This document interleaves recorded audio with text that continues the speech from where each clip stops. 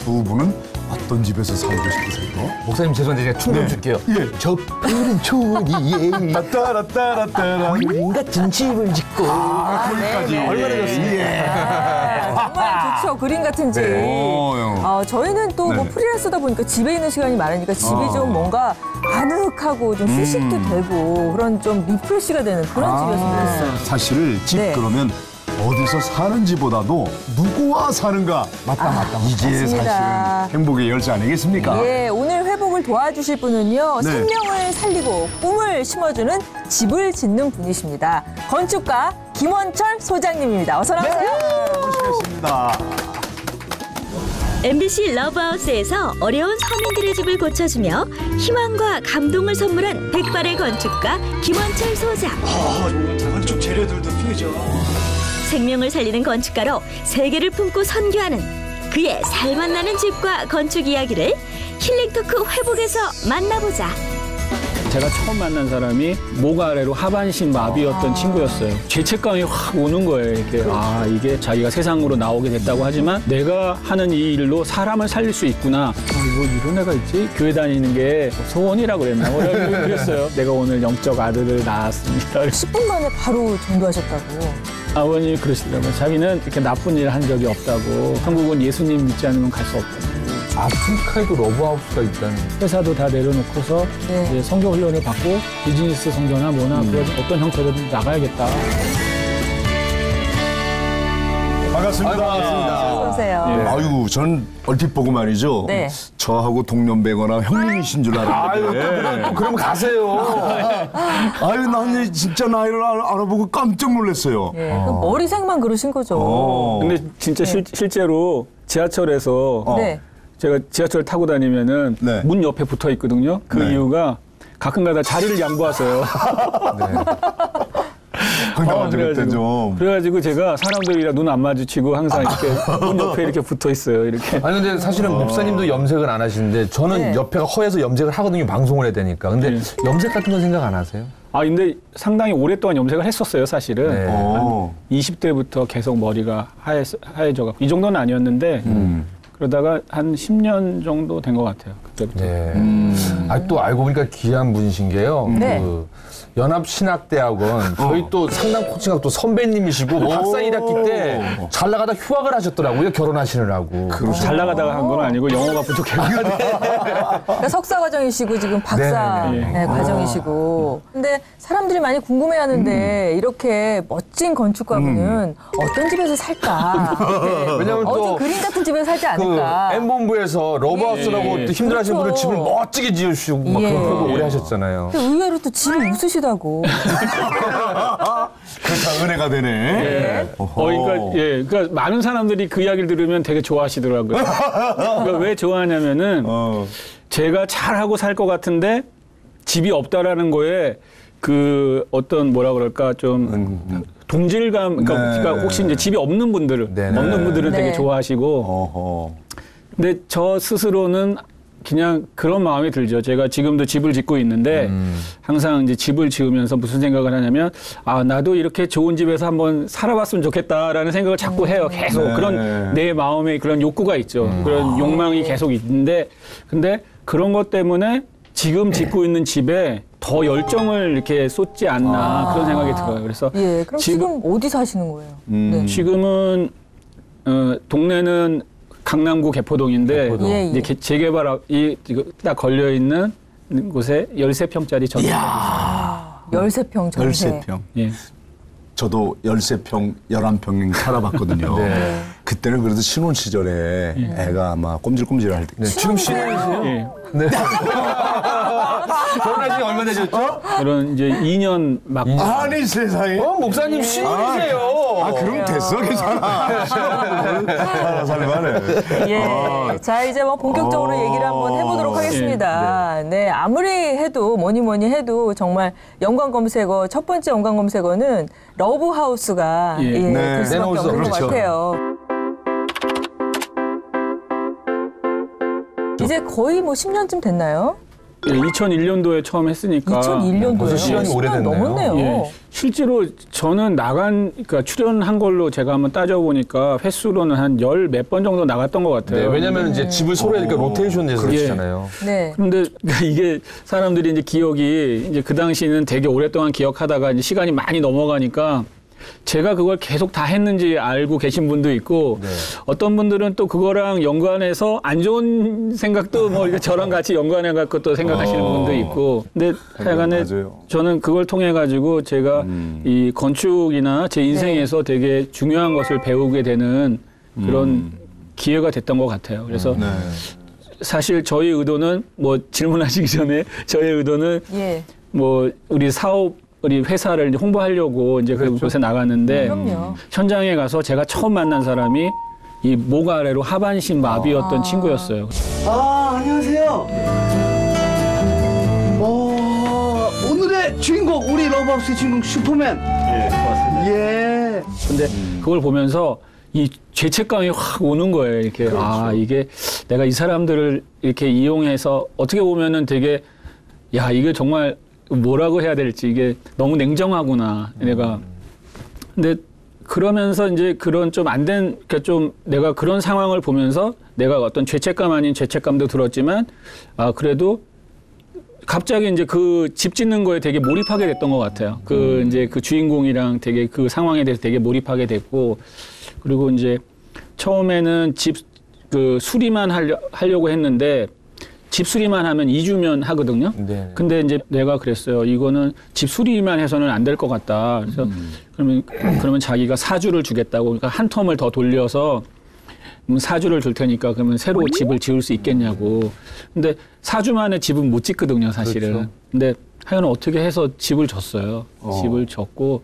근데 그런 과정에서 제가 되게 많이 이렇게 그러니까 오히려 돈은 못 벌었지만 근데 물론 그 돈 많이 벌어서도 이렇게 바꿀 수 있을지 잘 모르겠는데 저는 제 자신이 정말 많이 이렇게 바뀌게 되고 은혜도 많이 받게 되고. 또 그 과정에서 하나님을 만나게 되는 기폭제가 됐던 것 같아요. 예. 그분하고 지금 인연을 계속 이어가고 계시다면서요? 예, 뭐 예. 사실 그 친구 때문에 제가 이제 이런 어떤 이제 직업에 대한 그러니까 제가 바라보고 있는 건축에 대해서 제가 건축을 사실은 제가 83학번인데요. 이제 80년도 초반에만 해도 중동 경기가 좋아가지고 네. 건축가만 가면 그냥 밥 먹고 사는 데는 지장이 없다. 그래서 사실 간 거거든요. 최고의 신랑감이었죠, 또. 그건지 모르겠고. 근데 사실 그래서 갔어요. 그러니까 내 꿈이 사실은 저는 천문기상학 뭐 그런 쪽에 가서 뭐 네. 별을 보며 살고 싶은 그런 마음이 있었어요. 그런데 그런 거랑 전혀 상관없이 건축을 하게 됐는데 그러니까 성공과 출세를 위해서만 계속 달려온 거죠. 계속 달리다가 그 친구를 만나서 사업은 잘은 안 됐지만 그 친구가 그 어느 날 이제 집을 다 고쳐주고 방송도 다 끝나고 근데 전화가 왔어요. 그래서 자기가 내가 고쳐준 집 안에서 그 스스로 인터넷을 통해 가지고 공부를 한 거예요. 이 친구가 어떤 사람은 인터넷을 통해서 야동을 보지만 어떤 사람은 공부를 하더라고요. 갑자기 막 찔리네요. 근데 이 친구가 고졸이 안 됐는데 고졸 검정고시를 보고 대학을 이제 갈 수 있는 그걸 준비를 해서 자기가 대학을 가겠다고 그런 거예요. 근데 전 솔직히 말해서 마음속으로 그냥 피식 웃었어요. 솔직히 말해서. 얘가 고졸 검정고시까지는 내가 어떻게 될 거라고 생각했는데 대학을 간다는 거는 좀 쉽지 않지 않나? 네, 하반신 마비. 예. 네. 그러면서 나한테 하는 소리가 자기가 영어가 좀 부족하다고 그래서 그럼 내가 영어 과외를 시켜줄게 해서 이제 영어 과외를 또 시켜줬어요. 뭐 많지는 않지만 몇 달 동안 해서. 영어를 가르쳐 주셨어요, 직접? 아니요. 선생님을 찾아서 선생님을? 나한테 네. 전화를 해라 그래서 내가 이제 네. 영어 과외를 하게 했죠.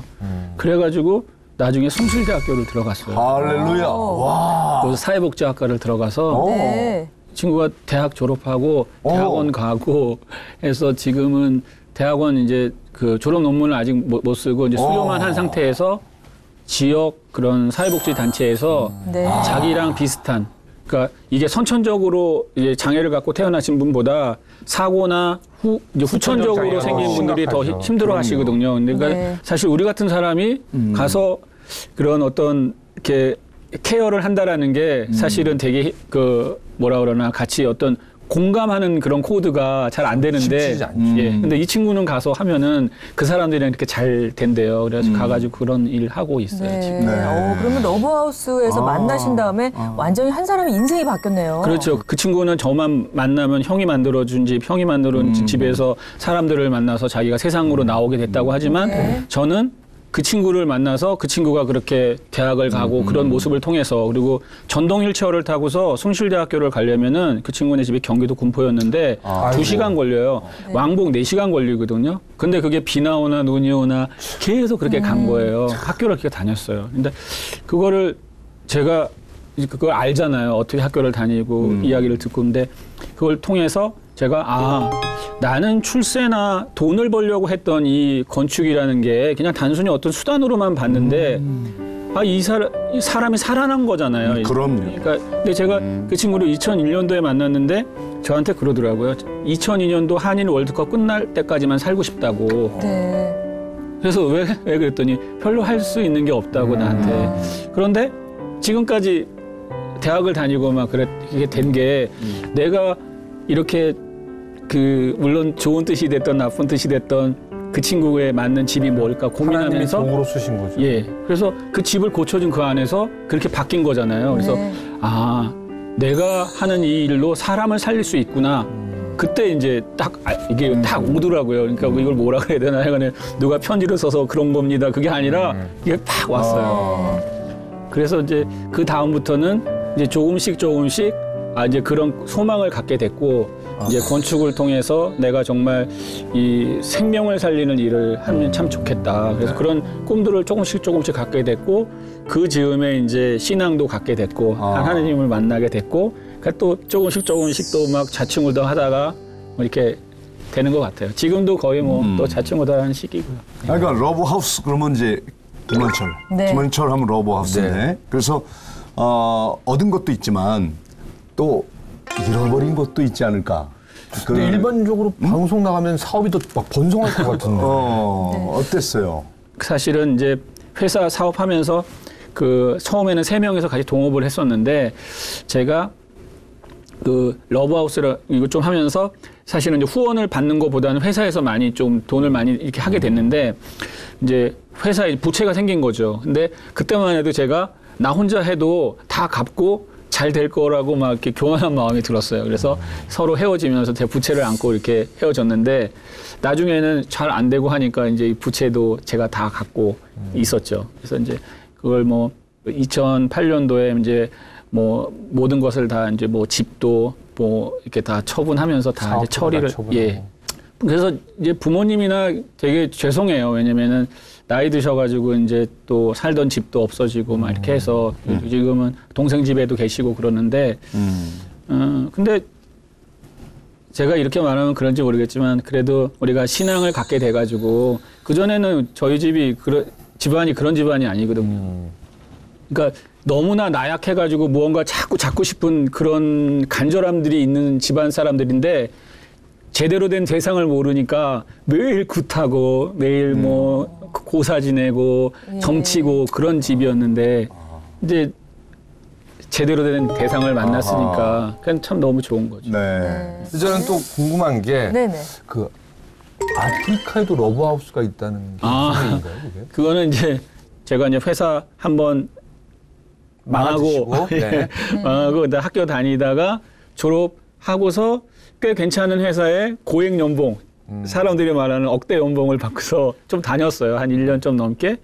근데 거기에서 제가 이제 부사장으로 있었는데 내가 늦게 출근해도 뭐라고 안 하고 내가 해외 출장을 어디를 마음대로 왔다 갔다 해도 아무 소리를 안 하는 거예요. 근데 그런 모습이 이건 내가 사는 그런 모습이 아니다. 그리고 나는 정말 하나님의 소명으로 살고 있는가라는 그런 질문을 했을 때 그거는 아니더라고요. 그러니까 매달 이렇게 정말 꽤 큰 돈들이 이렇게 들어오지만 그거는 아니다. 그래서 제가 이제 회사를 나왔어요. 그러니까 경제적으로는 되게 힘들지만 우리 아내가 이제 그때 이제 결혼을 하게 됐는데 그때 이제 지은 이름이 이제 생명을 구하는 건축가에서 이번에는 많은 NGO들이 건축 보통 보면은 이제 뜻은 다 틀려도 보건 NGO 많은 뜻은 틀려도 이 건축을 꼭 하시더라고요. 보면은 뭐 학교도 짓고 뭐도 짓고 집도 짓고 많이 하시는데 그런 건축 전문가들이 이렇게 좀 많이 그런 필요하신 거예요. 그래서 내가 NGO를 돕는 NGO를 한번 만들어 봐야겠다 생각을 했어요. 근데 NGO를 만드는 게 되게 힘들더라고요. 보니까 네, 뭐 발기인이 50명인가 30명 있어야 되고 뭐 절차도 까나. 예, 너무 힘든 거예요. 그래서 하여간에 다른 NGO랑 이제 시작한 게 에디오피아 이제 주거 환경 개선 사업 한 거고요. 거기 가서 이제 저 3번을 갔었는데 처음에는 이제 참여 관찰자의 그런 모습으로 어떻게 이 사람들을 통해서 무엇을 해야 되나 이렇게 보니까 화덕이랑 굴뚝이 그러니까 그냥 집 안에서 조그만 돌멩이 3개 놓으면 그게 화덕이잖아요. 그게 화덕이에요. 제가 그래서 2가지 모델의 화덕을 개발을 해서 2차 가고 3차 가서 그걸 이제 공급을 했어요. 근데 거기 현지에 있는 이제 우리 한국인 그 봉사단 친구들이 이름을 이렇게 코팅을 해갖고 러브하우스 1, 러브하우스 2 해갖고 그걸 다 붙여놨더라고요. 그래서 제가 화덕이랑 굴뚝이랑 만들어가지고 에디오피아에 이렇게 생활 습관도 개선해주고 또 여성 인권을 위해서도 많이 힘을 쓰셨다고 들었어요. 보통 보면은 제3세계로 가면은 어린이와 그다음에 여자들, 여자들한테 모든 노동력과 그게 다 지배하게 돼요. 인권은 없으면서 그게 다 지배하게 되고 결국은 이 화덕 안에 모든 게 다 있어요. 여성 인권도 있고 그다음에 뭐 어린이에 대한 그런 것도 있고 교육도 다 있는데 왜 그러냐면은 화덕을 떼려면 나무를 주워와야 되잖아요. 근데 우리가 보통 아프리카 하면 나무가 많을 것 같지만 나무가 없어요. 그럼 나무를 주스러 다녀야 되는데 어린 여자아이들이 남자아이들은 안 시키고 어린 여자아이들한테만 시켜요. 그러면 걔네들이 돌아다니면서 동물의 공격도 받고 그다음에 성폭행도 당하고 그런 일들이 많아요. 거기다가 그거 주우면서 학교를 못 가요. 그러니까 그 화덕 그 안에 그 문제를 잘 해결해 주면 그런 많은 문제들이 해결해 줄 수 있는 거예요. 이게. 그러니까 이제 그걸 보게 됐어요. 이렇게 몇 번 가서 이렇게 자꾸 보니까. 그래서 예. 그래가지고. 근데 사실은 이분이 프랑스 유학파 건축가예요. 이렇게 살 줄 몰랐어요. 그리고 어렸을 때부터 꿈이 아까 천문학자? 천문학자라고 하지 않았나요? 예. 근데 어떻게 지금 이렇게 삶이 됐는지? 사실은 보면은 그러니까 모든 사람들이 제가 이제 유학이라는 게 사실은 뭐 어떻게 보면은 내 인생에 있어서 내 삶의 어떤 돌파구로서 갔던 거지 뭐 더 나은 학문을 위해 그런 거는 아니었어요. 근데 그래도 뭔가 좀 멋있는 집, 좀 이렇게 남들이 야, 참 예술이다 그런 걸 하고 싶은 그런 욕망이 있을 거 아니에요. 근데 그거보다는 아프리카에서는 사실 그런 일이 아니에요. 아프리카에서는 사실 집을 제대로 지어주는 그런 문제가 아니라 화덕 하나만 제대로 잘 만들어주고 굴뚝 하나만 잘 만들어줘도 많은 문제들이 해결이 되거든요. 근데 내가 가만히 생각해 보니까 내가 가지고 있는 게 하나님이 주신 그 지혜와 그런 어떤 그 내가 갖고 있는 재능이라는 게 예술이다 하면서 짓는 그 집보다는 이쪽에 더 잘 맞춰져 있는 것 같아요. 그래서 왜냐면은 저희 아버님이 제가 깜짝 놀란 게 화덕이랑 굴뚝 이렇게 막 연구하는데 우리 아버님이 옛날에 화덕을 만드셨거든요. 옛날에 연탄 화덕을 만드셨어요. 그러세요? 그런 공장을 하셨어요. 근데 제가 어릴 때는 그게 너무나 그게 열등감으로 제 안에 자리 잡혔었어요. 좀 왜냐면은 창피하다고 생각할 수도 있죠. 왜냐면은 꼬마일 때는 친구 집 가면은 이제 이렇게 꽤 괜찮은 집은 아니어도 그냥 조용하잖아요. 그리고 거실이라는 곳에서 TV도 보고 막 그러는데 우리 집에 오면 공장이었어요. 항상 집이. 그러니까 이제 그런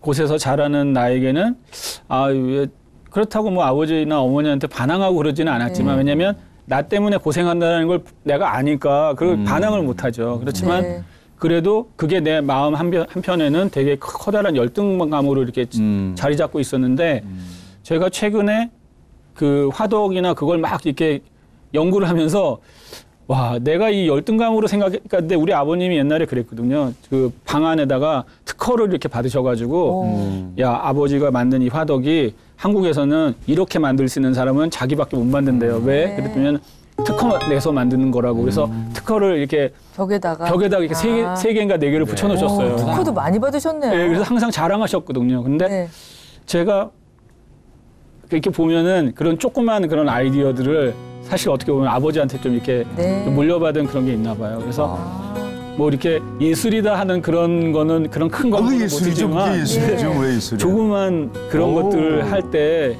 그러니까 그때 되게 이렇게 뭐라 커다란 감동이 왔어요. 그러니까 정말 또 아까 감사한 말한 일이네요, 진짜. 또 그런 감동이 왔어요.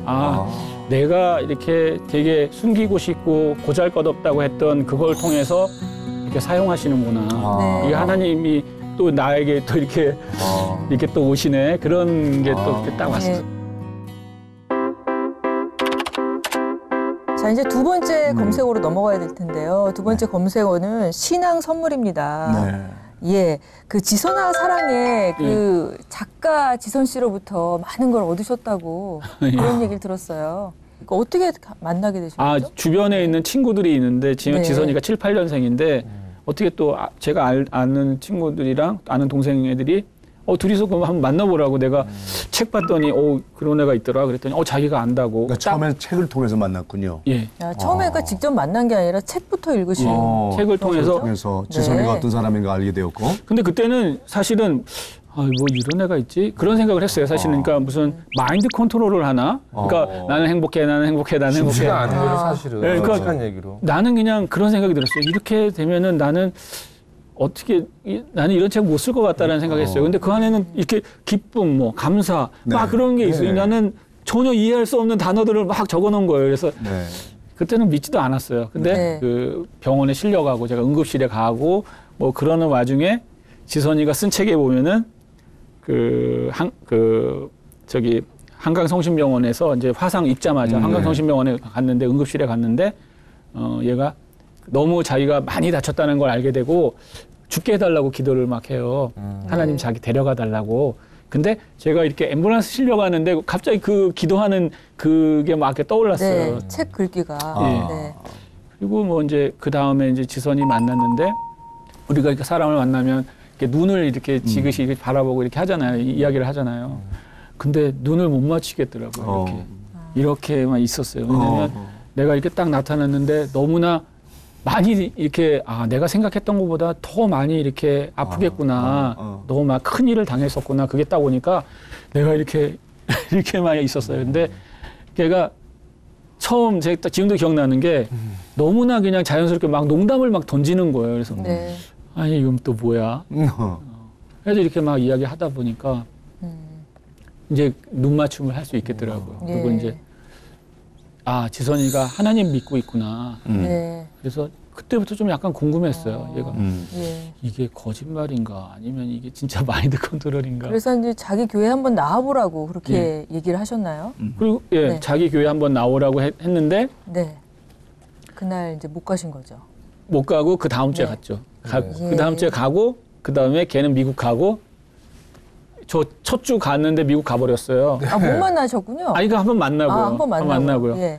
그리고 난 다음에 이제 지선이가 그랬어요. 저한테 하 목사님한테 소개하면서 이 김원철 소장님이 교회 다니는 게 뭐 소원이라 그랬나? 그랬어요. 자기 미국 가기 전에. 근데 그래서 제가 그리고 걔 미국 가버렸는데 제가 무슨 마음이 들었냐면 아니 내가 뭐라고 어떤 사람의 소원이 교회 다니는 거라는데 내가 그거 지켜줄 수 없을까? 그런 생각이 들었어요. 그래서 뭐 그냥 7주 다니면서 세례도 준다 그러고 뭐 막 다니다 봤는데 근데 너무 신기한 게 그러면서 이렇게 혼자 다녔는데 2주째인가 3주째 운전을 하고 집에 돌아가는데 예배를 드리고 운전을 하고 집에 돌아가는데 그때만 해도 정말 교회는 그냥 형식적으로 가고 내 마음대로 막 또 살 때인데 갑자기 그런 생각이 드는 거예요. 나라는 사람이 이게 하나님과 내가 아무런 관계가 없다고 생각했는데 내가 하나님과 이게 관계가 있는 사람이구나라는 게 이게 또 빡 왔어요. 쫙 이렇게 이어지면서. 그래가지고 엄청나게 울었던 것 같아요. 그렇군요. 그래서 7주 다니면 아까 이제 세례 받는다 그래서 또 다니시고. 그래서 세례를 이제 받았죠. 세례를 받아서 그때는 제가 남한테 칭찬받기 좋아하고 이렇게 뭔가 무슨 학교를 다니면 꼭 무슨 졸업장은 꼭 따야 되고 확인은 꼭 해야 되고 약간 그런 게 있어요. 상을 좋아하는. 그러니까 세례증을 줘요. 그랬더니 세례증을 준대요. 그러면 그때만 해도 이제 SNS 뭐 그런 것 중에서 제가 스캔을 해서 올려야겠다. 미국에 있는 지선이한테 보여주려고 정말 그걸로 학교만 다녔어요, 진짜. 그렇군요. 네. 자, 이 대목에서 네. 이지선 자매가 너무 보고 싶어요. 네, 우리 좀 만나보고 씨는 갑시다. 자, 네. 어떤 생각으로 이렇게 교회를 가자고 그랬는지. 첫인도를 했는지. 물어볼까요? 네, 이지선 씨. 꽃다운 나이에 불의의 사고로 전신 화상을 입게 된 이지선. 절망을 이겨내고 힐링 전도사로 거듭난 그녀가 김원철 소장을 전도했다는데 지선아 사랑해의 저자 이지선이 전하는 김원철 소장에 대해 들어보자. 방송에 전에 나오셨으니까요. 또 워낙 외모가 이렇게 탁 튀시는 분이시잖아요. 머리색도 그렇고 그래서 금방 알아봤어요. 반갑게 인사했죠. 김원철 소장님이 연락을 하셨고 중간에 아는 친구가 있어요. 그래가지고 이렇게 통해서 연락을 하셨고 그래서 만났어요. 밥 먹고. 근데 그때 소장님 되게 마음이 가난하셨을 때였고 아주 적절한 시기에 제가 교회를 소개했고 어느 날 연락을 하니까 계속 교회를 나가고 계시더라고요. 심지어 저도 안 나가는 새벽 기도를 매일 하고 계셔서 되게 놀랐죠. 그래서 그게 사실 툭 던진 말이었는데 덥석 물으신 거였거든요. 이런 전도도 많이 해야겠다라고 생각을 하게 되었고 그리고 또 농담으로 막 저보고 영적 어머니라고 막 이러셨는데 내가 막 김원철 소장님을 제가 영적으로 이제 낳은 아들이다 막 이러면서 농담했는데 사실 저보다 훨씬 더 하나님 앞에서 성실하게 계속 이렇게 성장하시고 그대로 계속 훈련받으시고 공부하시고 성장하시는 모습을 보면서 하나님한테 되게 너무한 것 같이 뿌듯해지고 그러더라고요. 우리 지선 자매가 나이는 한참 어리지만 영적인 멘토 수준이네. 영적 어머니네. 영적 어머님이라 그럴까? 실제로 어머니예요? 예, 저희가 예. 진짜 농담처럼 제가 2004년도 처음 나갔는데 그날 나가고 미국 가니까 이제 둘이서 같이 그 차를 마시러 갔어요. 한강변에 있는 거기서. 근데 막 이야기하는데 그때 쓴 책 이렇게 글 보면은 영적 아들의 지선이가 쓴 글에 내가 오늘 영적 아들을 낳았습니다. 이렇게 영적 엄니 지선 이렇게 썼고. 그 우리 유명한 얘기가 있어요. 네. 지선 자매가 남긴 말. 배고프면 중국집으로. 네, 그리고 맞아요. 이어서 다음. 힘들 때면 교회로 막 이런 식으로 저한테 써서 줬어요. 네. 잘 찾아오면 있을 텐데. 저 결혼식에 초대했는데 또 못 예, 오셨다면서요? 일주 후에 왔더라고요. 일주 후에. 날짜를 잘못 알아갖고요. 네, 날짜를 잘못. 꼭 그런 사람 한 명씩 있어, 친구나 후배 중에. 그게 이지선 씨였네요. 결혼식과는 어떻게 된 거야? 없어. 이제 그러는 거예요. 저는 신혼여행 갔다 와서 집에서 샤워하고 있는데 전화가 왔어요. 지금 결혼식장에 와 있다고. 네. 왜 아무도 없냐고. 되게 조심스러운 그 목소리.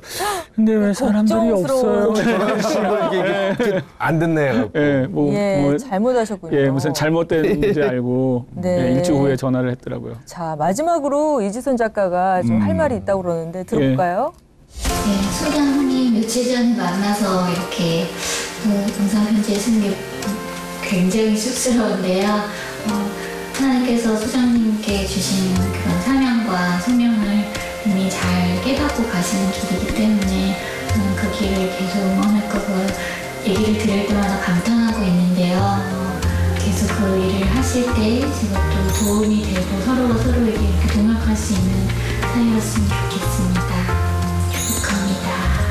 행복하시길. 근데 이지선 씨는 참 겸손하게 그냥 네. 한번 교회 나가라고 했는데 그냥 본인이 덥석 물었다고 네, 제가 덥석 했는데. 물었다고. 근데 혹시 우리 소장님도 이지선 씨에게 또 하실 말씀이 있을 것 같으니까 영상 편지를 한번 또 영상 편지. 저희가 이것도 이지선 씨에게 또 이렇게 CD에서 드리겠습니다. 예, 지선아 이렇게 해요. 네. 지선아, 일단 툭 던진 말에 나는 덥석 물었지만 그래도 내가 볼 때는 아마 하나님이 지선이를 아주 강력한 그런 도구로 사용하고 계시다고 나는 생각하고 있고 지금 외롭게 외국에서 공부하고 있지만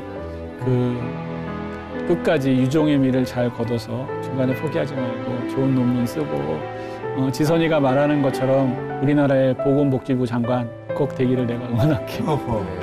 화이팅!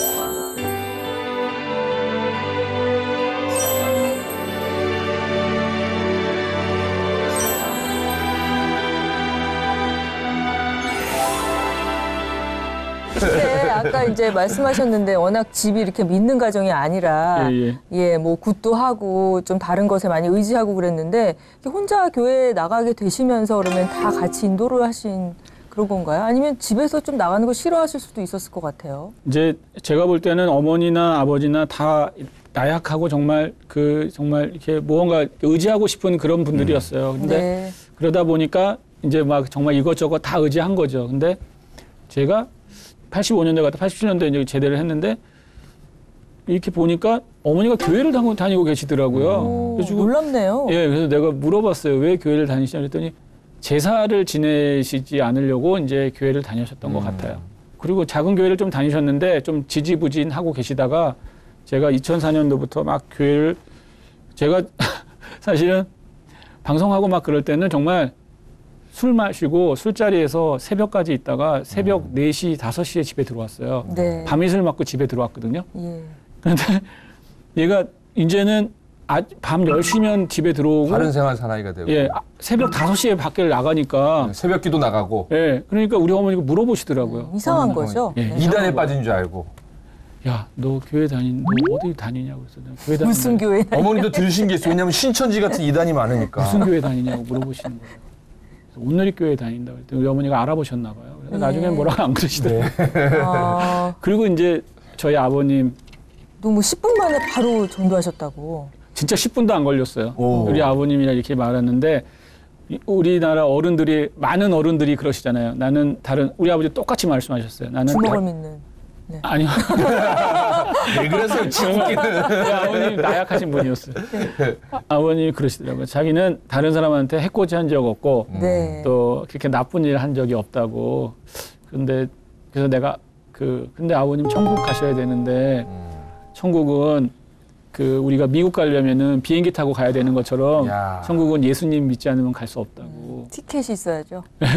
그랬더니 정말 그냥 그리고 그냥 그 집에 같이 갔어요. 네. 그리고 아버님도 제가 2004년도에 저도 5월 달에 세례를 받고 우리 아버님은 12월 달에 세례를 받고. 야, 근데 설명이 정말 적절하셨네요.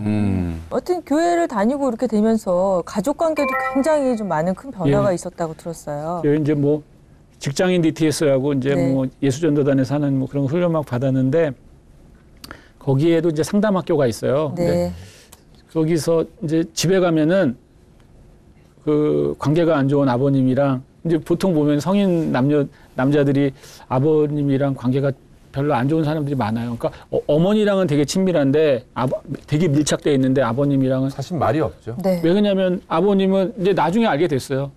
아버님은 처자식 먹여 살리려고 이 일에만 몰두한 거였죠. 물론 바쁘신 거죠. 바쁘셨던 거죠. 근데 저도 우리 아버님이랑 되게 관계가 안 좋았는데 관계가 없는 거죠. 그냥 이렇게 밥도 따로 먹고 막 이렇게 그랬는데 집에 가서 아버님한테 사랑합니다 하고 포옹을 하라는 거예요. 이렇게.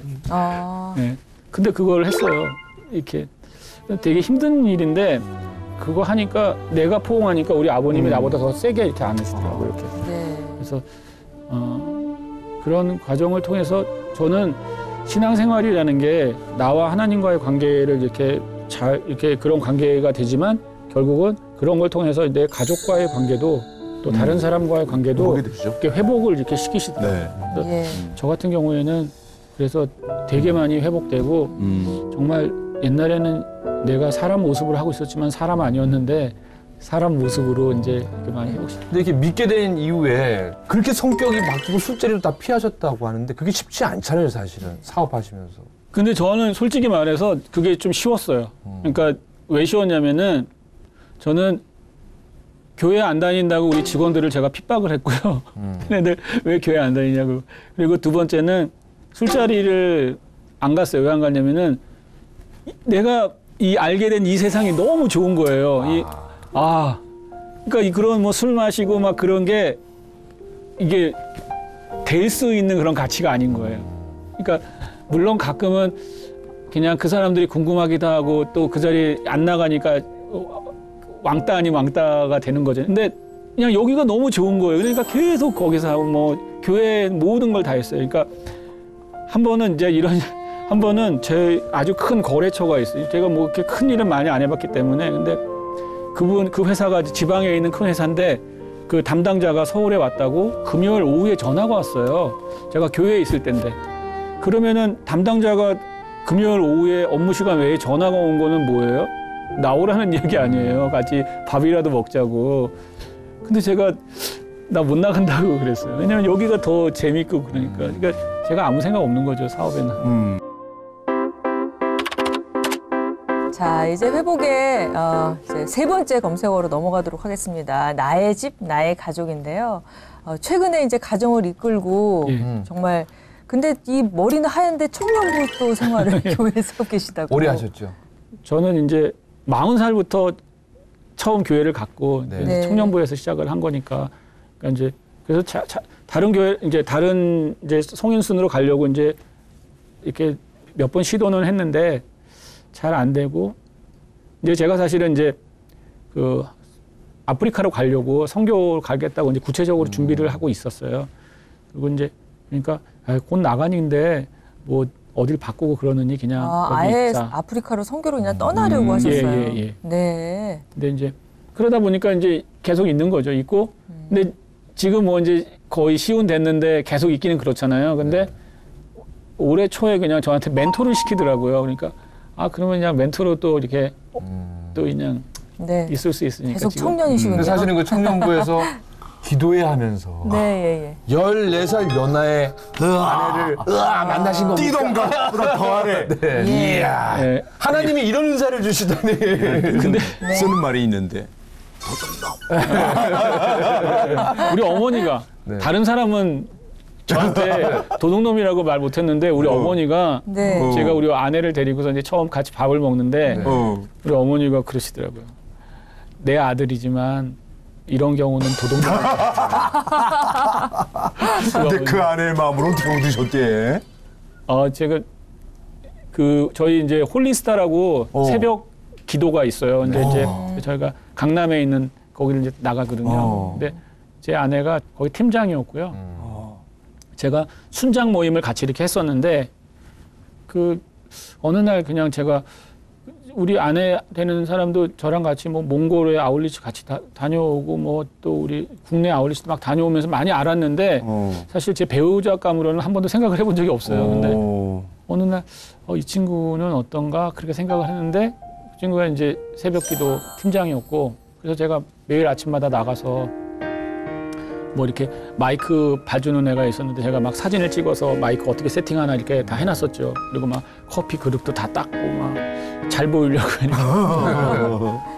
그리고 뭐 또 마치 마이크 세팅하는 애가 뭐 갑자기 안 나오더라고요. 그래서 제가 또 막 마이크 세팅도 하고 그러다가 마음을 얻은 것 같아요. 새벽 기도하다가 만나셨군요. 야. 그렇게 되네요. 근데 궁금한 게요. 심지어는 나를 낳아주신 어머니도 야 이 도둑놈아라고 그렇게 하셨잖아요. 그러면은 상대 장모님은 이 반대가 제가 왜냐면 7살 연하의 아내인데도 불구하고 저희 장모님이 저보고 야 저 권영찬 저 사람 저 조만간에 40 되겠다라고 해서 처음에 반대했거든요. 그러면 좀 어떠셨을까라는 생각도 좀 들거든요. 일단 아버님은 되게 반대를 하셨어요. 그리고 어머님은 근데 그냥 자기 딸이 말을 하니까 그래 그냥 그 정도로만 했는데 진짜 결혼하겠다고 데려오니까 그때 날 받아놓고 그때부터 생각하셨나 봐요. 너 진짜 결혼할 거야? 이렇게 거의 그런 수준이었고요. 설마 했는데. 예, 약간 그렇고 아버님은 처음에 되게 반대를 하시다가 제가 재작년에 캄보디아 아울리치를 갔는데 그거 이렇게 막 준비하고 있었는데 전화가 왔어요. 근데 아버님이 이제 오라고 그래서 충무로에 이제 나갔더니 충무로에 자기 친구들 이렇게 계셨었어요. 아버님 친구들. 근데 반대하고 있었던데 저를 보자마자 사람들한테 어떻게 소개하냐면 이 친구가 우리 사이들 친구야. 이렇게 이제 친구분들한테 이런 친구가 와가지고 결혼하고 싶다 했는데 어떻게 할까 물어보셨나 봐요. 근데 그 친구분들이 다 시켜도 괜찮겠다 이야기를 하셨는데 러브하우스에다가 그분들이 이제 좋은 것만 보고 그러신 거죠. 네. 정말 다행이네요. 그렇죠. 예, 그건 방송에 다행이죠. 좀 덕을 보셨네요. 그거 봤죠. 예. 그때 염색하고 갔어요? 아니면 그대로 갔어요?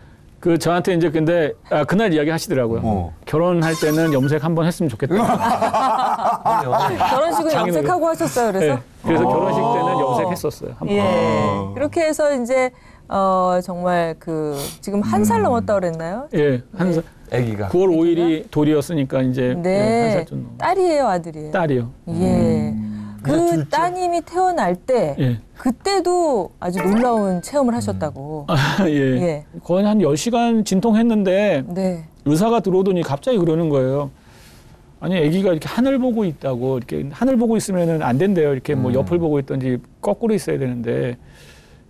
근데 아니 10시간 진통했는데 그러면서 갑자기 뭐 제왕절개를 해야 된다는 거예요. 네.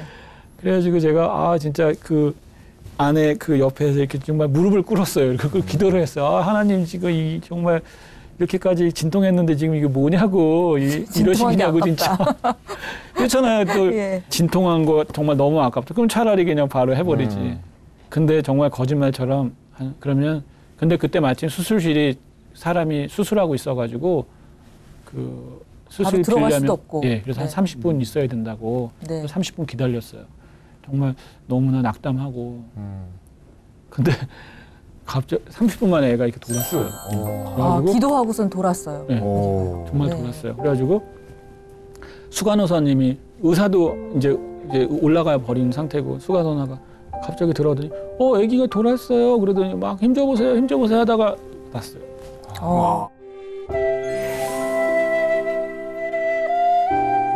또 둘째가 예. 둘째가요? 금방 또 나오신다고. 뭐 이렇게 실력이 좋으세요? 금방 나오는 건 아니고 지금 예. 이제 8주차 됐어요. 근데 그게 이제 지금 최대의 기도 제목이에요. 왜냐면 모든 걸 다 포커스를 이제 회사도 다 내려놓고서 네. 이제 선교 훈련을 받고 내년쯤에 이제 올해 원래는 받으려고 했는데 아이가 너무 어리니까 그 선교센터에서 아이를 못 봐준다고 24개월 되면 받아준다고 해서 내년 하반기 이제 9월 달에 받으려고 이렇게 해서 이제 선교 훈련을 아무래도 선교 가면은 개인 경건 생활이 제일 중요하겠더라고요. 그래서 이제 훈련 먼저 받고 뭐 비즈니스 선교나 뭐나 그건 어떤 형태든 나가야겠다. 네. 그랬는데 사실 그 뭐 이게 우리가 계획하지는 않았지만 그 아이 그 첫째 그 예방 접종하러 갔다가 아내가 몸이 좀 이상한 것 같다고 해갖고 검사했는데 이제 둘째가 딱 있다고. 정말 잘 되셨어요. 그러니까 이제 축하합니다. 우리 축하하시는데 둘은 사실은 그들 되게 깜짝 놀랐어요. 약간 좀. 그랬군요. 계획이 있었는데. 네, 예. 그러니까 요즘 그 어떤 개그 프로에서 고객님 당황하셨어요? 그렇게 많이 하잖아요. 근데 정말 그 의사가 우리랑 친해요. 네. 근데 우리 얼굴을 보고서 되게 당황 빛이 역력하니까 고객님 당황하셨어요? 그러더라고요. 근데 예. 지금은 이제 뭐 다시 다 내려놓고 또 이제 기도해야죠. 일단은 네. 주시는 대로 다 나가세요. 왜냐면 하나님 뜻이 있을 것 같다는 게요. 저희가 저희 첫째 할 때 인공수정을 2번만 해서 어렵게 가졌고 솔직히 말씀드리면 이제 저희도 지금 8주인가 9주차 드렸는데 인공수정 4번째 만에 얻은 아들이 그러니까 어찌 보면 하나님께서 뜻이 있어갖고 그 둘째를 주셨다는 생각이 들거든요. 그래서 뭐 그렇게 생각해요. 지금 뭐 우리가 계획하는 거는 뭐 내가 이거 훈련 받고 아기가 어느 정도 되면 이렇게 해야지 그건 그냥 내 계획이고 우리의 계획. 예, 또 하나님은 수가 많으시니까 또 네. 자, 이 방송을 보시고 네. 치유와 회복을 꿈꾸고 있는 많은 분들에게 어떤 말씀을 해주시기 원하십니까? 제가 만난 하나님은 네. 그러니까 제가 둘째를 얻게 되면서 어떤 마음이 들었냐면 되게 좀 어떻게 말하면 좀 진짜 많이 당황하기도 했지만 하나님은 이 각 개개인에게 참 관심이 많으신 분이구나. 어떤 그 복음 전파를 위해서 우리를 막 기계처럼 막 동원해서 사용하시는 그런 분이 아니라 각 한 사람 한 사람의 그 사정과 필요를 다 어쩌면 아시는 분이시구나. 그래서 나에게 이런 일이 일어났구나라는 걸 제가 이렇게 좀 그런 생각을 좀 해봤어요. 그리고 저는 그 어떤 물론 신앙생활 하는 게 되게 어떻게 보면 순탄하지 않고 사업이 망할 수도 있습니다. 그렇지만 그 꼭 망함을 통해서 나를 회복할 수 시키는 그런 놀라운 그런 수를 가지신 분이 또 하나님이라는 거. 그래서 저는 신앙생활을 하시는 분들이 이런 프로를 많이 보시니까 내가 지금 조금 어려운 일을 겪고 있는 것도 어떻게 보면 그 일을 통해서 하나님이 나에게 어떤 메시지를 자꾸 주시고 있는 거니까 그걸 잘 이렇게 순종하면서 따라가다 보면은 모든 게 이렇게 뭐라 그럴까 행복한 아니 행복이라는 단어로 말할 수 없고 그냥 하나님 정말 계시는구나 그렇게 느껴지는 그런 시간들이 있을 것 같아요. 네. 자, 생명을 살리는 건축가와 함께하신 이 하나님의 그 동행하심, 하나님께서 남기신 흔적, 이걸 우리가 한번 또 남기러 가보려고 합니다. 김원철과 함께하신 우리 하나님의 동행하심을 남기러 가는 길입니다. 네. 박수 한번 힘차게 합시다. 회복의 흔적을 남기도록 하겠습니다. 네, 마지막으로 회복의 흔적을 남기는 시간입니다. 네. 손바닥으로 꾹 한번 눌러주세요. 무슨 여기 헐리우드 온 것 같아요. 헐리우드. 그럼요. 예, 이 회복의 흔적은요, 나중에 경매를 통해서 수익금을 어려운 이웃들에게 쓸 예정입니다. 안 팔리면 어떻게 해요? 안 팔리면 본인이 사야 돼. 그 경매할 때 알려주세요. 본인이 전세 빼셔갖고 아픈 전설이 됩니다. 네. 자, 손을 떼주시죠. 네, 됐습니다. 네, 여러분들의 회복을 위하여 내메인 김원철의 소리입니다.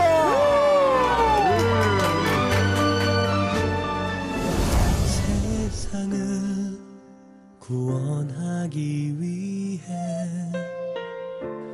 흘려야 할 피가 필요하다면 죄인을 대신하기 위해 희생의 제물 필요하시다면 내 생명 제단 위에 드리니 주 영광 위해 사용하소서. 생명이 또다른 생명 낳고 주님 볼 수 있다면 나의 삶과 죽음도 아낌없이